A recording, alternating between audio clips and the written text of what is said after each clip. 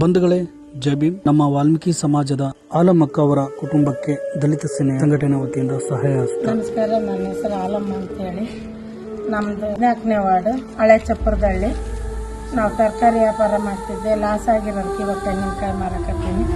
ನನಗಿರೋ ಒಬ್ಬ ಮಗ ಆಕ್ಸಿಡೆಂಟ್ ಕಾಲು ರಾಡಾಕೈತೆ, ಮೊಮ್ಮಗ ಆರಾಮಿಲ್ಲ.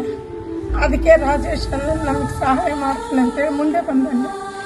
ಮನೆಗೆ ಏನನ್ನ ನೀವು ಅವ್ರ ಕಡೆಗಳಿದ್ದ ಏನನ್ನ ಆದರೆ ನನಗೆ ತುಂಬ ಉಪಕಾರ. ಅದಕ್ಕಂತ ಅವ್ರಿಗೆ ಕೈ ಮುಗಿದು ಕೇಳ್ತದೆ, ನನ್ನ ಕೈ ಬಿಡಬೇಡ್ರಿ. ಆಲಮ್ಮ ಕುಟುಂಬಸ್ಥರಿಗೆ ದಲಿತ ಸೈನ್ಯ ಸಂಘಟನೆ ವತಿಯಿಂದ ಸಂಬ್ರ ತಾಲೂಕು ಮತ್ತು ರಾಜೇಶ ಅಧ್ಯಕ್ಷತೆ ಒಂದು ನೇತೃತ್ವದಲ್ಲಿ ಸಂಘಟನೆ ಇದರಲ್ಲಿ ನೆರವಾಗಿ ನಿಂತ್ಕೊಂಡಿದ್ದು. ಅವ್ರಿಗೆ ಹೆಲ್ಪ್ ಮಾಡೋಕ್ಕೆ ಮನೆ ಇಲ್ಲ, ಯಾವುದೋ ಒಂದು ರೂಪದಲ್ಲಿ ಮನೆ ಹಾಕ್ಬೇಕಂತಂದ್ರೆ ಅವರು ಭಾಳ ಶ್ರಮ ವಹಿಸ್ಬೇಕು. ಎಲ್ಲರಿಗೆ ಜೈ ಭೀಮ್. ನನ್ನ ಹೆಸರು ರಾಜೇಶ್ ಹೆಗಡೆ ಅಂತ, ದಲಿತ ಸಂಘ ತಾಲೂಕು ಅಧ್ಯಕ್ಷರು ಸಂಬೂರು.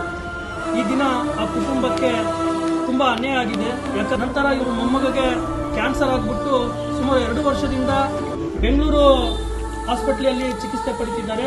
ಪ್ರಧಾನಮಂತ್ರಿ ಆವಾಸ್ ಯೋಜನೆ ಅಡಿಯಲ್ಲಿ ಏನು ಪಟ್ಟಣದಲ್ಲಿ ವಸತಿ ಏನು ಸರ್ಕಾರದಿಂದ ಯೋಜನೆ ಕಲ್ಪಿಸಿಕೊಟ್ಟಿದ್ದಾರೆ.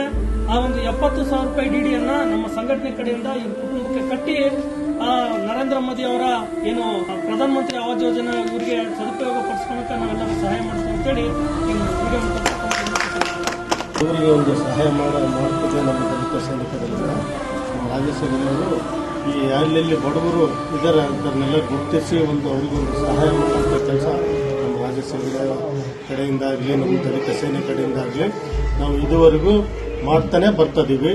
ಈ ದಲಿತ ಸೇನೆ ತಾಲೂಕು ಪ್ರಧಾನ ಕಾರ್ಯದರ್ಶಿ ಅವ್ರಿಗೆ ಯಾವುದೇ ರೀತಿಯಾದ ಆದಾಯ ಇಲ್ಲ, ಬಹಳ ಕಷ್ಟಕರ ಜೀವನ ನಡೆಸ್ತಾಳೆ. ಈ ಸಂಘಟನೆ ಮುಖಾಂತರ ನಮ್ಮ ರಾಜೇಶ್ ಹೆಗಡೆ ಅವ್ರ ಮುಖಾಂತರ, ಅವರ ಅಧ್ಯಕ್ಷ ಮುಖಾಂತರ ನಾವೆಲ್ಲರೂ ಒಗ್ಗೂಡಿ ನಾವೊಂದು ತೀರ್ಮಾನಕ್ಕೆ ಬಂದೀವಿ. ಅಮ್ಮ ನೀನು ಈಗ ಸರ್ಕಾರ ವತಿಯಿಂದ ಆ ಮನೆಗೆ ಏನು ಡಿ.ಡಿ ಅಮೌಂಟ್ ಕೊಟ್ಟದಿಲ್ಲ, ಆ ಡಿ.ಡಿ ಅಮೌಂಟ್ ಕಟ್ಟಾಕ ಸಹಾಯ ಮಾತ್ರ ಹಣ ಇಲ್ಲ.